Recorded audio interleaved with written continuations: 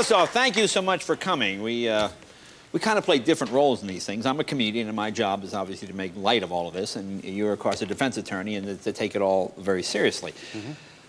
You know, the Michael sort of we see is obviously different from the one that you knew quite intimately. Tell us, we all know the one that we know. Tell us about the one you know.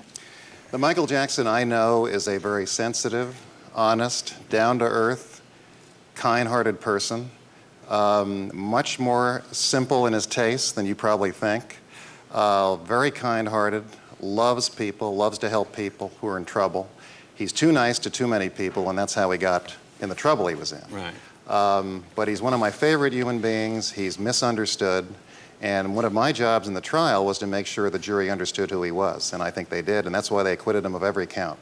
Now, you refer to him, and you make this point of innocence versus not guilty. Yes. Explain. Well, he's innocent of these charges, and right. Michael is the kind of person, when you sit down with him and get to know him and hear his philosophy of life and what he would like to achieve in life, you realize he could never hurt a child, and he never has hurt a child. Now, thousands and thousands of children and their parents have flocked to Michael Jackson all over the world. A couple suddenly invented some claims and wanted money, and he made a mistake in the early 90s of paying them money to get rid of them.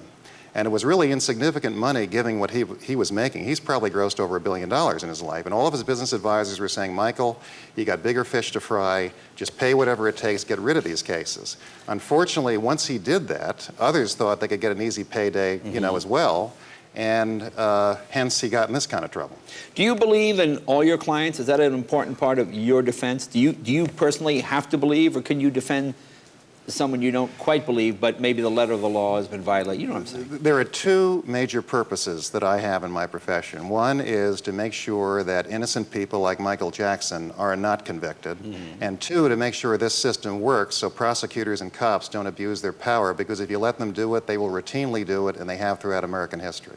Now, does it bother you that I think only 34% of the public did not believe the verdict? It does bother me, because it's a result of spin from the media and not knowing the evidence. If you really looked at the evidence in the case, they had nothing. They had absolutely nothing. And networks like Court TV did their best to spin a conviction. But you can't spin a conviction. You've got to have evidence to support it. The evidence wasn't there. Let me ask you about the jury for a second. I know you were instrumental in picking the jury, and again, I've been told this, that Michael was quite concerned that there are no African Americans on there. I mean, literally, like, what's going on here? Explain. Well, Michael's from a prominent African-American family, and as you would expect, he was hoping to have some African-American representation on the jury. But I got to tell you, once the jury was picked, I had no problem with this jury. I thought they were very strong-willed, independent-minded people, smart. Nobody was going to push them around, and they were going to follow the law and do the right thing, and that's exactly what they did. So how do you pick a juror? I mean, what do you look for in a case like this? Because I have to admit, watching from the sidelines, this one's a parent, 3 children, this one a postal worker possibly or something, and oh, those seem like pretty conservative. This seems like a little out of the mainstream. I mean, not out of the, not Hollywood kind of wacky, I wasn't worried about conservative people. Santa Maria is a conservative community. The communities around Santa Maria are conservative. What I wanted were people who I thought were strong-willed, independent-minded, and open to look at the evidence and not be hoodwinked or influenced by outside forces, which were trying to basically spin the case in a way that wasn't realistic. We got some very honorable, courageous people, and they did the right thing.